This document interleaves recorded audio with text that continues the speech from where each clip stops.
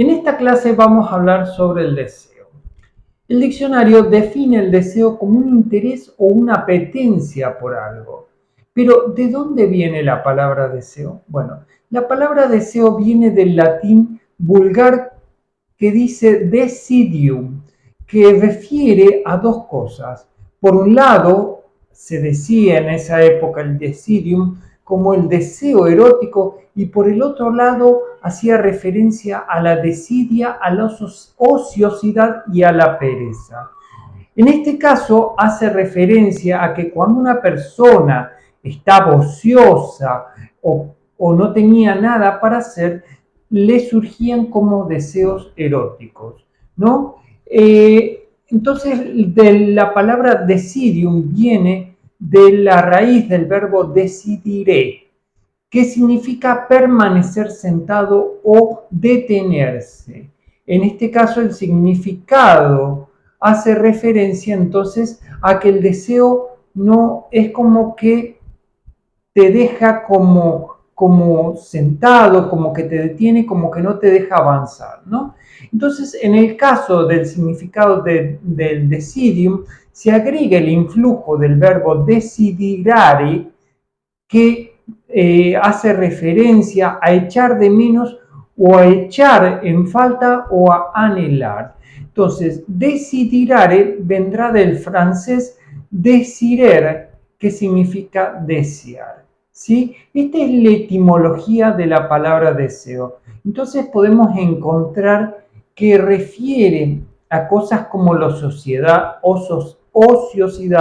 a la pereza o a la desidia, ¿no? Al dejarse estar, o también hace referencia a un querer o un anhelar por parte de la persona. Entonces estas dos cosas estarán implicadas en la palabra deseo. Ya veremos que no están mal puestas o no están mal dichas de esta manera, pues tiene mucho que ver con lo que refiere en sí el deseo, ¿no? La doctrina moral de la antigüedad siempre planteaba que la ociosidad era incentivo para la lujuria, ¿no? Entonces podemos ver que el deseo no es como que en cierta manera sigue manteniendo su raíz etimológica, ¿no? Sigue haciendo referencia a lo mismo. Pues cuando nuestra mente está ociosa, cuando nosotros no producimos, comienzan a aparecer los deseos en nuestra vida, ¿sí? Entonces, vamos a tomar esta explicación etimológica, ¿no? Veremos que el deseo en el hombre surge en la primera infancia del niño. Hemos hablado, cuando hablábamos del yo, que la madre, por medio del pecho, comenzaba a estimular el deseo. No, pero ¿cómo era esta situación? Bueno, lo que pasaba era que justamente la madre le generaba cierto placer al niño, pero este placer ya estaba perdido, ¿no? A esto en psicología se le llama la primera vivencia de satisfacción. Entonces la primera vivencia de satisfacción ya está perdida. Hay un dibujito donde plantean que la vivencia de satisfacción sería así. Entonces supongamos que esto está perdido, entonces el sujeto comienza a buscar afuera eso que está perdido, ¿sí? Entonces, este es un dibujito que viene de Freud, Freud fue el que explicó esta vivencia de satisfacción, ¿no? Y en ella hace referencia al punto donde justamente la madre, por medio del pecho, se convierte en objeto de deseo del niño, ¿no? Entonces, en esta primera relación es donde va a comenzar el deseo. Entonces, desde este momento se queda marcado el deseo como una carencia o como una falta en el sujeto, ¿no?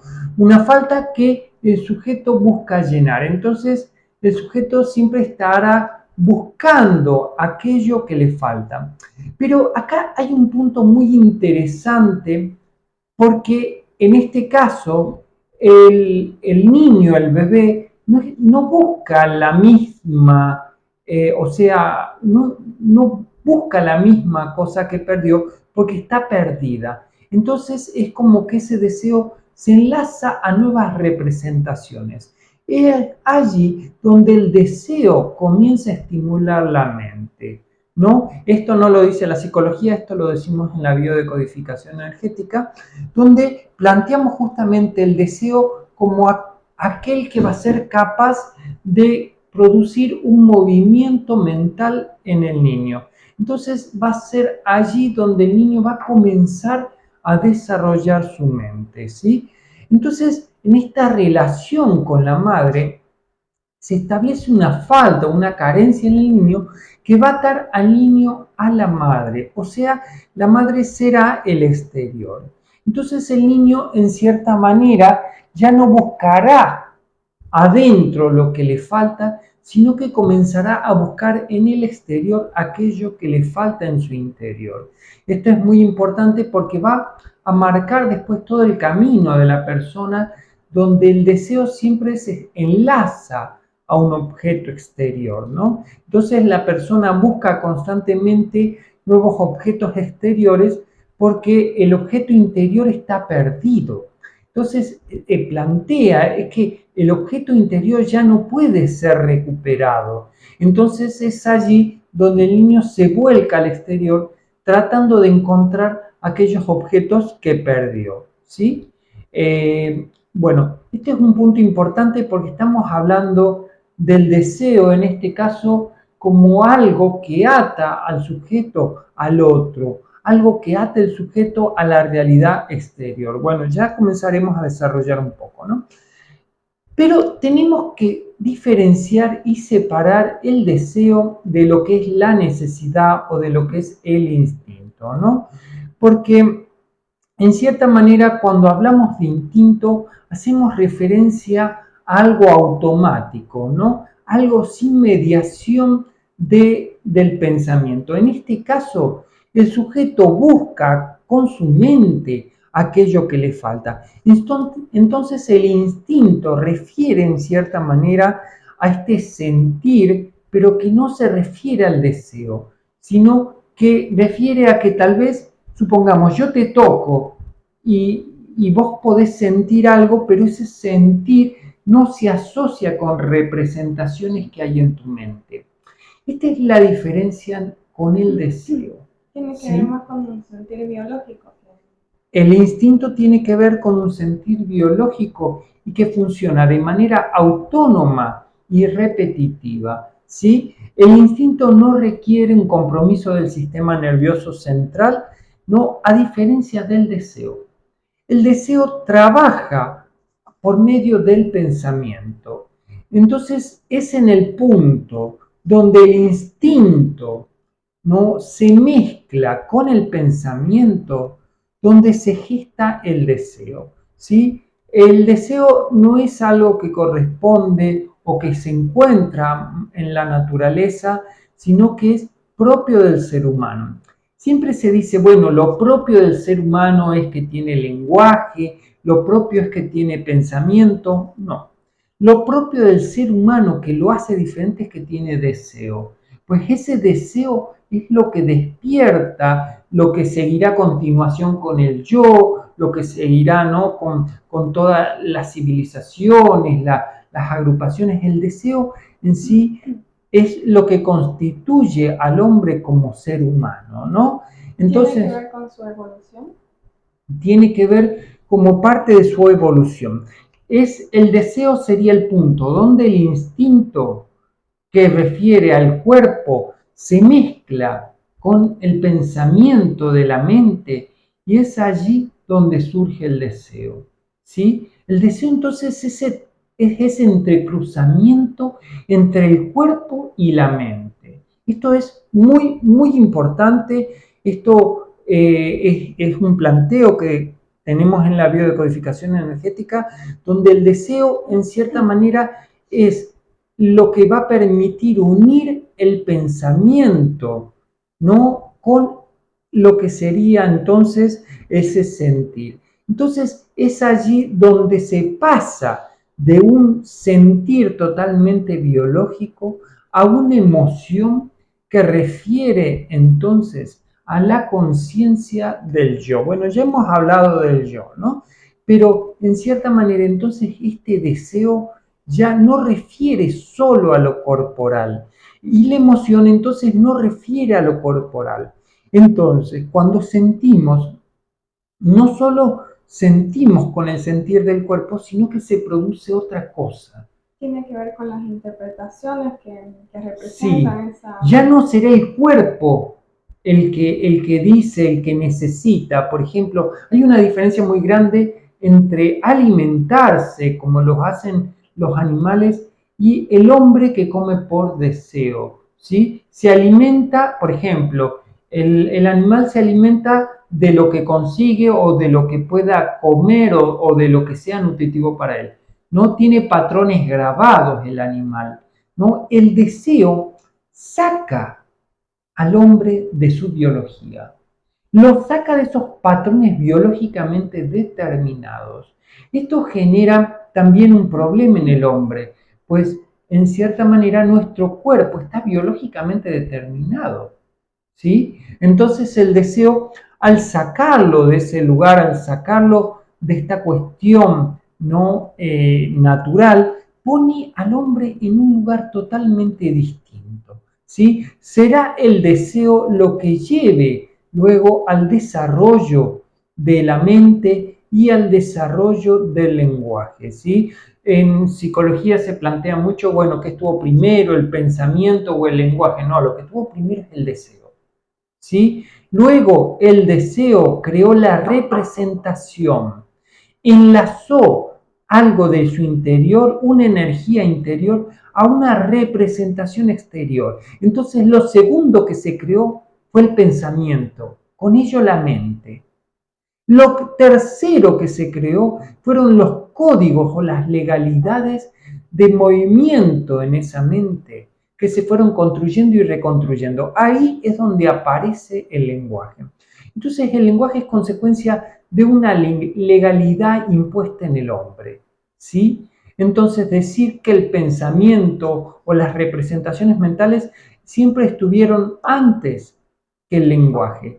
Nosotros vemos que hay vemos que hay un lenguaje que comienza o que comienza antes del pensamiento, pero este lenguaje no tiene características simbólicas. Esto quiere decir que este lenguaje no tiene valor en tanto sí, sino que aparece como signos dispersos que quieren comunicar algo pero que no comunican nada, ¿no? Entonces, el lenguaje en sí aparece cuando aparece la legalidad en el interior del hombre, pues está marcando justamente el inicio de eso, ¿no? Bueno, entonces podemos ver que hay una diferencia entre el deseo humano y el instinto animal, hay una diferencia entre el deseo y la necesidad, ¿no? El deseo va mucho más allá de la necesidad, pues la necesidad es puramente biológica, el deseo es mental, ¿sí? Es muy importante entender el deseo porque justamente será el deseo la causa de la mayor problemática del hombre, pues el hombre interpreta su realidad a partir entonces no de esos pensamientos y de ese deseo. Entonces, el pensamiento y el sentir quedarán anudados en el deseo, ¿sí? En esta anudación el hombre comienza a interpretar su vida a partir del pensamiento-deseo, ¿sí? El deseo entonces queda totalmente anudado al pensamiento y es allí donde el hombre comienza a desarrollarse en su individualidad como lo conocemos, ¿no? Entonces decimos, bueno, pero para que haya deseo tiene que haber un yo. Y para que haya un yo tiene que haber deseo, porque el deseo justamente se enlaza a objetos exteriores. Y dijimos que el yo se sostiene a partir de esos objetos exteriores, ¿no? Entonces siempre va a haber una relación biunívoca entre el yo y el deseo. La relación es que el yo siempre desea, ¿no? Entonces, cuando nosotros salimos más allá de ese deseo, ya no nos encontramos en el yo. Es el campo del sujeto fuera del yo, ¿sí? Esto es muy importante. Entonces el deseo se encargará de sacar al hombre de su naturaleza animal, trastocando no su sentido biológico, el sentido biológico del cuerpo por un sentido social. Dijimos entonces que el deseo ataba ese yo al otro, ¿sí? Entonces el yo quedará atado al otro y quedará trastocado el sentido biológico del cuerpo. Entonces el deseo, en cierta manera, se encargará de producir que las representaciones del yo sean guardadas en el cuerpo. Entonces el cuerpo se volverá como el lugar de residencia del yo, ¿sí? Y en cierta manera no, el cuerpo se alimentará de las representaciones de ese yo, ¿sí? Ese deseo produce lo que podríamos decir como un plus en el cuerpo, donde pasa de ser un cuerpo biológico a ser un cuerpo de las representaciones. Esto quiere decir que las representaciones mentales comenzarán a conectarse con el cuerpo. Serán estas representaciones mentales las que se encargarán o las que serán guardadas en ese cuerpo. Entonces ya dejará de ser un cuerpo biológico para ser un cuerpo simbólico. Entonces, el yo justamente, que será el conglomerado de representaciones, tendrá su base en el cuerpo. Entonces el cuerpo se encontrará, ¿no?, entre las representaciones de este yo que desea y lo que sería el cuerpo, ¿no?, cumpliendo sus funciones. El cuerpo con su propia inteligencia biológica, porque podríamos decir que el cuerpo tiene su propia inteligencia, o sea, tiene sus propios códigos, sus propios trabajos, sus propias funciones, que son diferentes a lo que busca el yo, ¿no? Entonces, la inteligencia biológica entrará en conflicto con ese yo. Es allí donde se puede encontrar la enfermedad, ¿sí? Entonces, podremos decir que acá encontramos dos tipos de inteligencia, ¿sí? Una inteligencia que es estimulada, que es una inteligencia biológica que está grabada en el hombre, y otra inteligencia que es la inteligencia que se va a ir desarrollando a partir del deseo, de las representaciones, de las construcciones sociales, de la cultura. Será allí esa inteligencia, la inteligencia que podríamos decir, bueno, la inteligencia humana, la inteligencia del deseo, ¿no?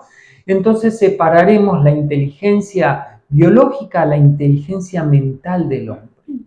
Hasta ahora no lo expliqué, pero o sea, siempre que hablamos del pensamiento humano, el pensamiento de las representaciones, estamos haciendo referencia a lo que sería el yo. Entonces, cuando decimos, bueno, el pensador, el sujeto pensador, hacemos referencia al yo, ¿sí? El sujeto no piensa, vive, existe, pero no piensa, es mucho más que el pensamiento. El yo es el pensador, ¿sí?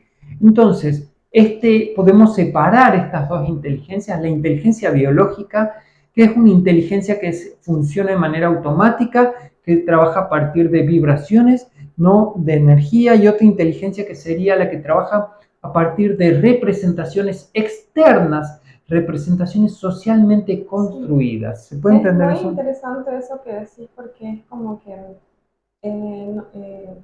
lo que vos decías que es externa, porque yo no puedo tener deseo si no hay antes un sujeto que también tenga deseo. Entonces, mi deseo es el deseo de los demás.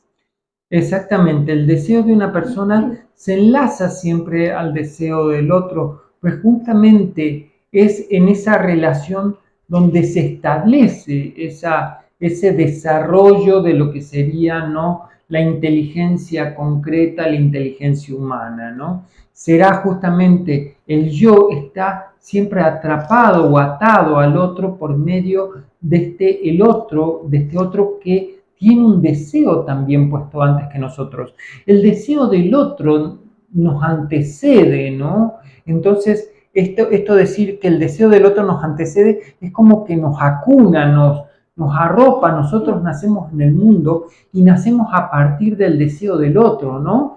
Si ustedes estudian el proyecto Sentido, ¿no? Verán justamente que los niños nacen a partir de todas las representaciones de los padres, las representaciones, los deseos. Entonces, esas representaciones son las que atan ese niño al orden social, al orden cultural, ¿sí? Es muy importante entender esto. Entonces vamos a hablar de que hay dos inteligencias, una inteligencia que tiene que ver con la inteligencia mental que se desarrolla por medio del deseo, ¿no? Y la inteligencia biológica, que son los códigos y los patrones grabados, ¿no? Que se van grabando en nuestra biología y que tiene que ver con nuestra adaptación al medio, ¿sí? Y en el proyecto Sentido es justamente como el deseo de los padres de qué es lo que quieren crear, sí, o traer, digamos, al mundo, y es como que condiciona totalmente en el periodo de gestación y demás a exactamente, o sea, justamente son las representaciones del otro. Ya veremos bien cómo esas representaciones nos afectan a nosotros. Yo quiero que te guardes esa pregunta porque después veremos cómo esas representaciones nos van afectando, ¿no? Entonces, vamos a ver que la enfermedad o lo que nosotros llamamos no enfermedad o el conflicto siempre es la respuesta de esta inteligencia biológica, ¿no? Con lo que sería esta inteligencia humana, ¿no? Lo que sería la biología con la conciencia del yo. La conciencia, ¿no? Que está grabada en el interior del hombre con este yo que tiene su conciencia más limitada, ¿no? Entonces, toda enfermedad es ese conflicto que se produce entre el yo, ¿no? Toda enfermedad física es el conflicto entre ese yo y la inteligencia corporal, ¿sí? Entonces, por un lado... ¿Se puede decir que el síntoma es el punto medio entre el pensamiento y el cuerpo biológico? El síntoma justamente ya no es biológico, es justamente las representaciones enlazadas a ese cuerpo. Entonces ya es un cuerpo lleno de sentidos, lleno de representaciones, ya no es un cuerpo solo cuerpo, ¿sí? Es un cuerpo que está lleno de representaciones. Por eso justamente podemos decir y hablar de biodecodificación biológica, de una biodecodificación del cuerpo. Si estas representaciones, esto es la base no construida por la biodecodificación, que bueno, lo estamos explicando ahora, ¿no? Que justamente cómo se enlaza este cuerpo, ¿no? Porque este cuerpo tiene un significado simbólico. Bueno, tiene un significado simbólico porque justamente será a partir del deseo donde comienza a construir esos significados simbólicos. Quiere decir que será por medio del yo que comienza a corporificarse. Entonces el cuerpo será más yo, formando la imagen corporal, y el yo será más cuerpo, ¿sí? Entonces esa imagen corporal, esa autoestima, será el punto de conexión entre el cuerpo y el yo. ¿Se entiende eso, la importancia que tiene? ¿Se lo entiende? Bueno, entonces, siempre que hablamos de deseo, ¿no? Hacemos referencia al deseo como una carencia, ¿no? Esta carencia siempre lleva a un movimiento en el hombre, ¿sí? En cierta manera, el deseo produce lo que podríamos decir una ilusión en el hombre. ¿Por qué produce la ilusión en el hombre? Porque lleva a que el hombre busque en el exterior la carencia que hay en el interior. ¿Pero por qué es una ilusión? Porque no hay ninguna posibilidad de que uno pueda realmente llenar algo exterior en algo interior. Porque lo interior será, en este caso, interior, no se puede llenar. Cuando hablábamos del yo dijimos, bueno, el yo toma esto y comienza a llenar de exterior el interior, ¿sí?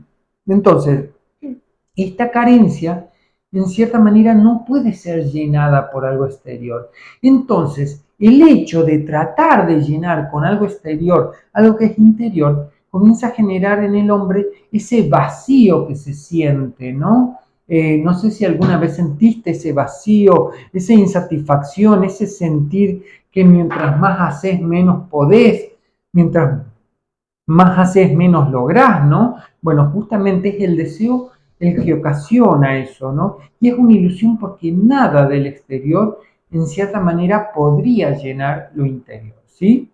Entonces, por otro lado, tenemos que ver que el deseo se encarga de generar lo que serían las emociones, ¿sí? Estos estados emocionales donde justamente, ¿no?, la energía del cuerpo se enlaza a las representaciones generando esta emoción pensamiento que será propia del hombre, ¿no? Y justamente el deseo produce también lo que serían los patrones enfermos del hombre. Ustedes verán que la cultura y la naturaleza son antítetas y opuestas. El hecho de que el hombre viva a partir de su deseo, en cierta manera, ha sacado al hombre de la naturaleza generando un orden propio. Ese orden propio es un orden enfermo. Entonces, en la biodecodificación decimos que el hombre ya nace en un mundo enfermo, en una sociedad enferma, en una cultura enferma. Y mientras el hombre más ingrese en esa cultura, en esa sociedad, en ese mundo, más se va enfermando. Justamente porque esos patrones del deseo son una distorsión de los patrones naturales de lo que sería la biología. Entonces, cuando estos patrones enfermos comienzan a chocar con lo que serían la inteligencia, ¿no? Esta inteligencia biológica, es allí donde en cierta manera comienza el hombre, ¿no?, a generar estos problemas, ¿no? Entonces el deseo lleva al hombre, y esto entiéndalo muy bien, un animal tiene pleno compromiso con su cuerpo, escucha o entiende a su cuerpo, porque es su cuerpo. El hombre, en cierta manera, ha quedado disociado de su cuerpo biológico, haciendo de su cuerpo el cuerpo de representaciones o este cuerpo, ¿no?, simbólico. En cierta manera, entonces el hombre ha dejado de escuchar a su cuerpo, ¿sí? Esto es muy importante porque veremos en cierta manera que muchas de las enfermedades tienen que ver con el hecho de que el hombre no escucha a su cuerpo, no escucha esta inteligencia biológica. ¿Se entiende esto? ¿Sí? ¿Se lo entiende o Y no? puede ir de cosas tan simples como el lugar en donde vive, donde se desarrolla, el contacto que no tiene, digamos, con la naturaleza. Es como Sí. que está muy separado de su medio natural y sumergido en otro medio muy opuesto, digamos, a su naturaleza. Sí, justamente, bueno, no es que estemos diciendo que el decir que el vivir a partir de nuestra inteligencia biológica sea lo mejor. Por supuesto que ya no hay vuelta atrás, porque el hombre desde el momento que desarrolló el deseo, el pensamiento y el lenguaje, ya no es un ser animal. Ya no puede volver a ese mundo natural. Entonces, tendrá, en cierta manera, que vivir en ese mundo distorsionado tratando de corregir esas distorsiones. Cualquier ser que intente volver, ¿no?, con su inteligencia, con su deseo, al mundo biológico, a vivir solamente desde su biología, no habrá ninguna posibilidad de que eso pase. Es como un punto de no retorno. Claro, es un punto de no retorno. ¿Se Pero acuerdan de los puntos de no como... retornos en el hombre? Bueno, este es uno de los puntos. En el momento en que se gesta el deseo ya no hay vuelta atrás. Entonces podemos decir que el deseo sería parte del crecimiento o del aprendizaje objetivo del hombre, ¿no? Entonces el deseo enlaza este aprendizaje objetivo del que hablábamos, ¿no?, en la clase anterior. Pero es como que tiene que buscar la armonía también. Exactamente, justamente es que justamente mientras el hombre más se acerca a lo que sería su cuerpo, en cierta manera, no más se aleja del desarmonía. Entonces será el hombre a partir del desarrollo de su mente más elevada, de su mente más abstracta, donde podrá encontrar la armonía. Esto significa que, por ejemplo, ¿no? Hay culturas donde el hombre busca volver a esos principios, ¿no? Por ejemplo, cuando los chamanes o estas culturas no indígenas que están no volviendo ahí, en cierta manera, podríamos decir que hay un desarrollo de la mente muy mínimo ahí. Entonces, a mayor deseo físico, mayor será el sufrimiento. Nosotros veremos que hay como mucha distancia entre los deseos. Hay deseos que son muy corporales y hay deseos que son muy abstractos, muy elevados, ¿no? Entonces, mientras más tenga que ver con el cuerpo, el deseo será más bajo. Y mientras más tenga que ver con el desarrollo mental, será más abstracto. ¿Sí? Cada vez que el hombre vaya desarrollando ese deseo por lo superior, en cierta manera ya no podrá volver ese punto atrás. ¿Sí? Por eso era importante que trabajemos el aprendizaje, porque cada punto es una no vuelta atrás. Siempre se dice, bueno, en terapia dice, ay, tuve una recaída, volví atrás. Bueno, hay una recaída, la persona vuelve a enfermar, caen los mismos síntomas, vuelve a las drogas, vuelve al alcohol, vuelve, porque no hubo un verdadero aprendizaje. El aprendizaje se realiza y en cierta manera hay un punto de no retorno, ¿sí? Entonces, sigamos trabajando en el deseo. Entonces, todo aquello que el yo, en cierta manera, tenga distorsionado, ¿no? O no pueda tomar conciencia de sí mismo, pasará al cuerpo. Pero que pase al cuerpo no significa que se produzca la enfermedad. Esto es muy importante. Supongamos que yo puedo tener pensamientos enfermos y estos pensamientos salen a partir de mi cuerpo, pero no son procesados ni entendidos. Bueno, pero en cierta manera, ¿cuándo comienza la enfermedad? Cuando en cierta manera se produce de parte del cuerpo una reacción defensiva ante las energías y representaciones del yo. ¿Sí? Entonces, estas energías, estas vibraciones que se encuentran justamente en la célula, será donde en cierta manera se irá produciendo esta distorsión, ¿no? Pero ¿cuándo reacciona el cuerpo, ¿no? a la distorsión de la conciencia? Bueno, cuando el hombre comenzó a pensar, dejó de escuchar a su cuerpo y todo aquello que hay en su vida, ¿no? En cierta manera, los pensamientos, los deseos al hombre hacen que no pueda escuchar ni lo que hay en su vida, ni lo que hay en su cuerpo, ¿no? Entonces, esto es muy importante porque en cierta manera va a llegar un punto donde en algún momento va a enfermar ese cuerpo, ¿sí? Esto pasará en cierta manera cuando la conciencia del cuerpo comienza a entrar en conflicto con la conciencia del yo. Ya vamos a ver un poquito más de esto. Lo importante es entender, ¿sí? Que cuando nosotros hablamos de las células, de los órganos, las células y los órganos tienen conciencia, ¿sí? Esta conciencia sería en principio una conciencia biológica.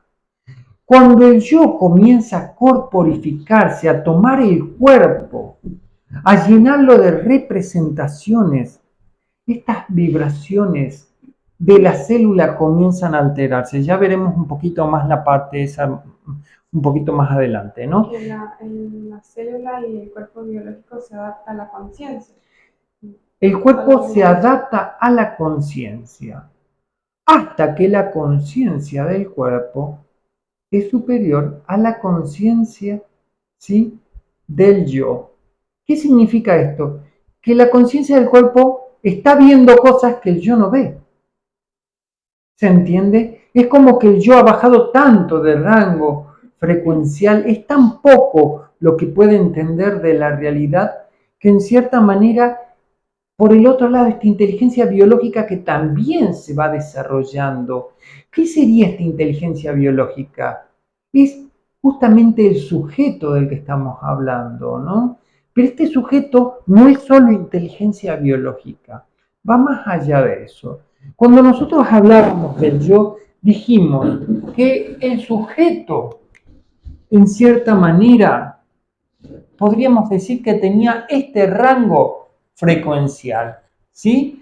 En este rango frecuencial podríamos hablar acá del cuerpo, ¿sí? Acá podemos poner al yo y acá podemos poner lo que sería una hiperconciencia o una superconciencia o una supraconciencia, ¿sí?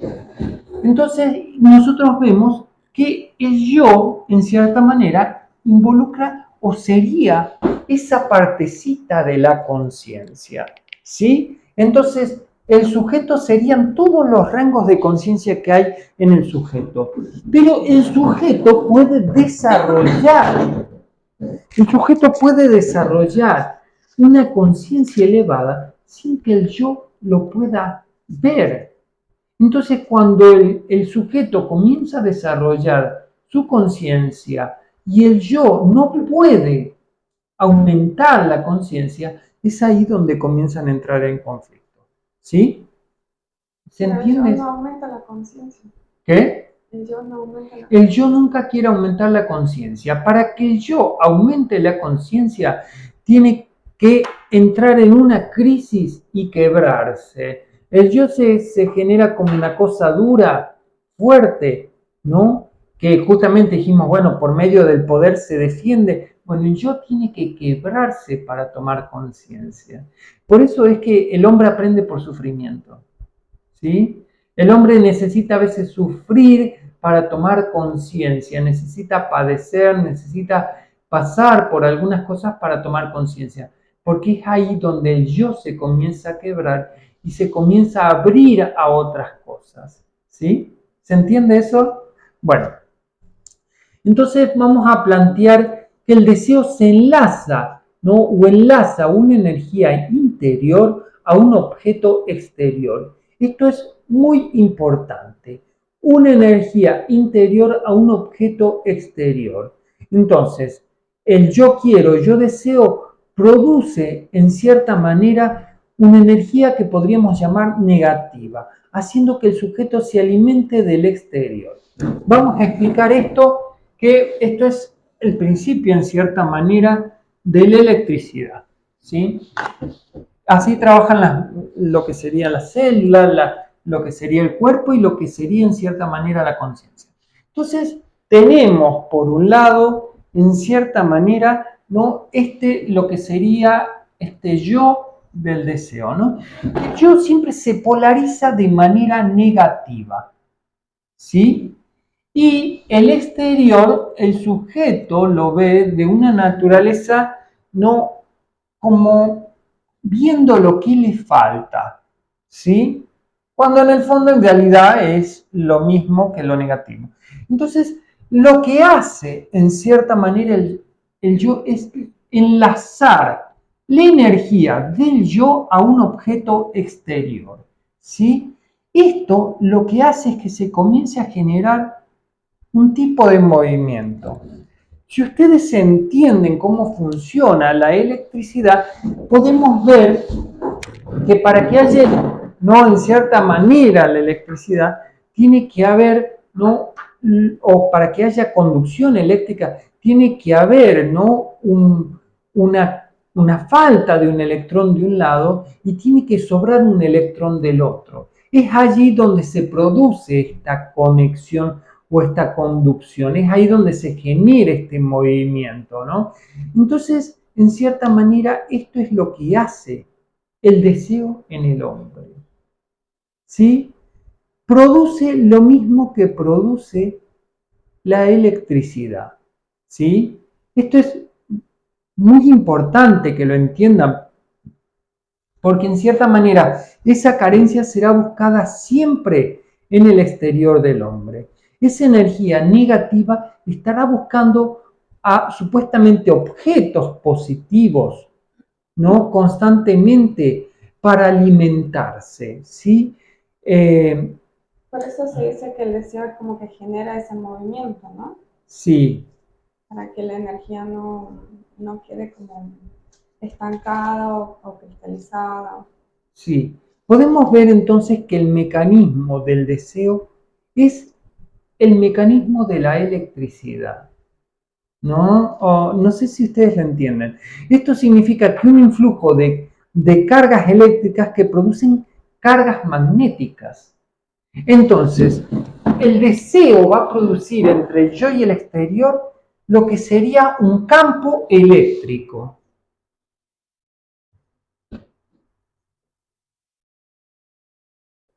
Y si alguno sabe sobre los campos eléctricos, generan campos magnéticos. Entonces, podemos decir, ¿no?, que justamente este hecho de que el deseo polarice al yo en una carencia, en una falta, lleva a que siempre esté buscando en el exterior aquello que le falta. Esto genera lo que podríamos llamar como un campo eléctrico, un campo de conducción, ¿no? De conducción eléctrica donde va a haber un movimiento eléctrico. Y todo campo eléctrico genera entonces un campo magnético, ¿sí? Entonces el deseo va a producir una polarización negativa del yo. Va a poner al yo y también al sujeto, ¿no?, en una polarización, lo va a dejar en falta, va a decir, bueno, te falta, entonces tenés que enlazarte a objetos exteriores, ¿sí? Entonces ahí en cierta manera es donde el sujeto queda conectado, ¿no?, desde su interior como si fuera eléctricamente al exterior, ¿sí? Entonces será el deseo conectado al otro lo que generen estas cargas eléctricas en el hombre, ¿sí? O sea que acá estaría la conciencia. Exactamente, dijimos que la conciencia se movía en los campos magnéticos.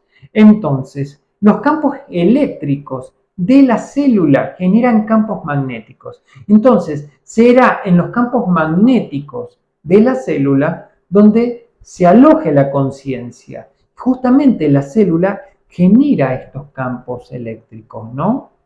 ¿Se entiende esto?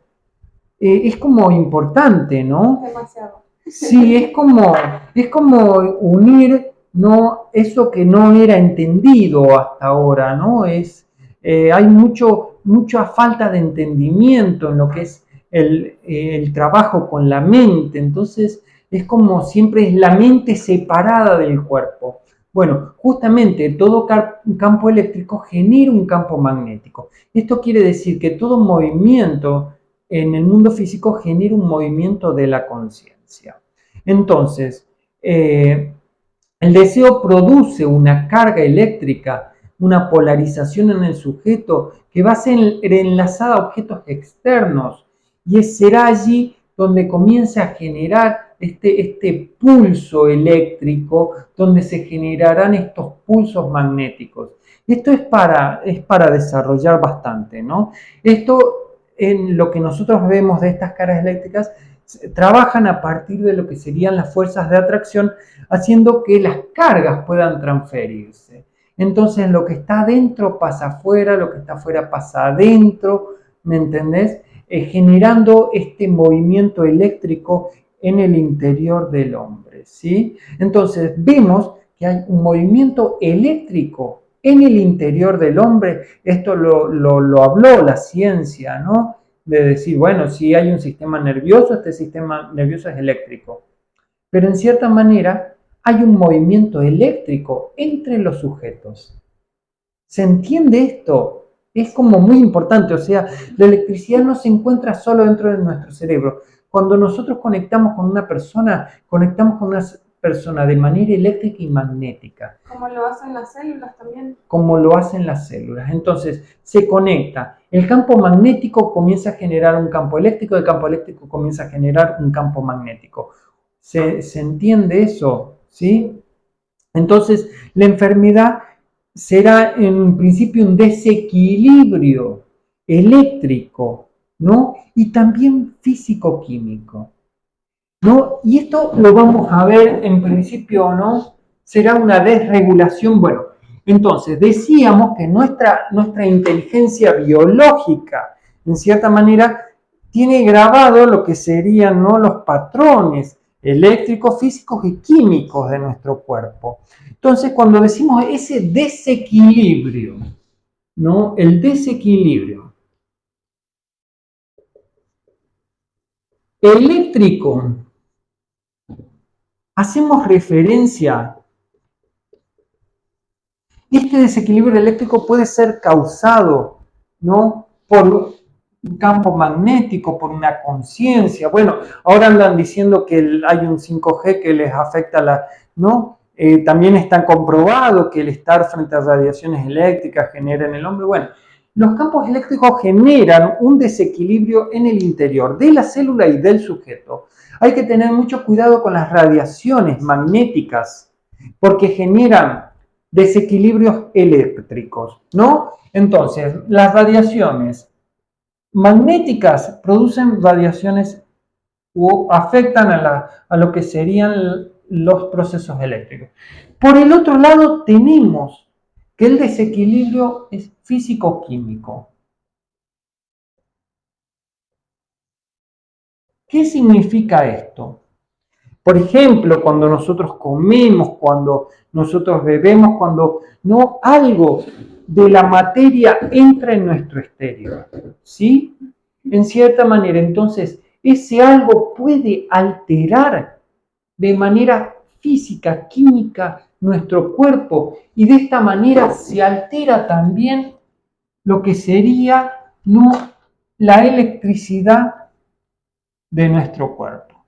Entonces, la conciencia alterará lo que serían los influjos magnéticos y eléctricos del cuerpo, ¿no? Y el medio externo, nuestro medio exterior, alterará nuestro cuerpo de manera físico-química.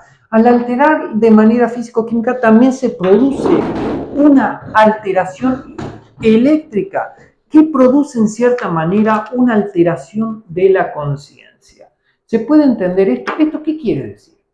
Esto quiere decir que lo que comemos influye en nuestra conciencia. No solo lo que comemos. Lo que entra a nuestro cuerpo influye en nuestra conciencia. Un ejemplo muy simple. Si hacemos ejercicio. Por ejemplo, si escucho una canción o un sonido que me da terror, también desencadenan todos estos procesos físicos y químicos que me causan estas emociones, ¿no? Que producen exactamente alteraciones eléctricas en el cuerpo. Y estas alteraciones eléctricas producirán alteraciones entonces magnéticas en nuestro cuerpo, ¿sí? ¿Qué es como que podés entenderlo en tu cabeza? ¿Cómo lo ves? Sí, por eso había dado el ejemplo de, bueno, no solo lo que comemos, sino todo lo que ingresa en nuestro sistema, en nuestro organismo, sí, ya sea comida, música, películas, situaciones, todo nos genera esas reacciones físicas y químicas. Sí, hay que entender que las representaciones, ¿no? Todas aquellas, siempre que hablamos de un cuerpo simbólico, ¿no?, esas representaciones no están guardadas en lo que sería la electricidad de ninguna, ni la electricidad de la célula, ni la electricidad de nuestro sistema nervioso. Justamente entonces las representaciones mentales están guardadas en los campos magnéticos, ¿sí? ¿Qué significa? Que nuestros pensamientos no están en el interior como creemos, sino que están en esos campos magnéticos. La alteración eléctrica produce en cierta manera la alteración de la conciencia, de las representaciones y de los elementos guardados ahí. ¿Se entiende? Sí. Entonces, la enfermedad, ya visto desde este lugar, sería un intento del cuerpo, de esta inteligencia biológica, ¿no?, de reparar los cambios eléctricos, físicos y químicos introducidos por el sujeto. Es un tratar de volver al estado original, ¿sí? Cuando no puede, comienza a enfermar, generando en cierta manera diferentes estados, ¿no?, en un principio trata de curar y si no puede curar, no trata de destruir y si no lo puede destruir, en cierta manera se destruye a sí mismo, ¿no? Pero en cierta manera la enfermedad es la curación. Lo ve como una reparación también, destruir para volver a reconstruirse. Sí, exactamente. Entonces, vamos a decir, ¿no?, que el cuerpo posee entonces cierta plasticidad, ¿no? Se habla de que hay una plasticidad neuronal, pero no solo hay una plasticidad neuronal, sino que hay una plasticidad en todo el cuerpo. Esto significa que el cuerpo se adapta a la conciencia de lo que sería el sujeto, a la conciencia del yo, ¿no? Entonces, el cuerpo en cierta manera tiene esta plasticidad, ¿no? Hasta que llega un momento donde el cuerpo deja de adaptarse al yo, ¿sí? Es muy importante entender que hay un momento donde el yo, ¿no? Perdón, donde el cuerpo deja de adaptarse a lo que le da el yo. ¿Y cuándo pasa eso? ¿No? Cuando la conciencia del cuerpo, la conciencia del sujeto es superior a la conciencia del yo. O sea, el sujeto sabe algo que el yo niega. ¿Se entiende? Hay una verdad. Hay una verdad en el sujeto que el yo no quiere aceptar, que el yo niega, que el yo reniega, que el yo no acepta. Esa verdad es la cura. ¿Sí? Entonces, detrás de cada enfermedad, de cada síntoma, ¿no? Hay una verdad. Nosotros debemos encontrar esa verdad. La verdad que nos está mostrando esa conciencia que en cierta manera el cuerpo, que el yo no quiere aceptar. Es allí donde el síntoma aparece como la expresión, ¿no?, de ese cuerpo o de esa conciencia que nos está mostrando.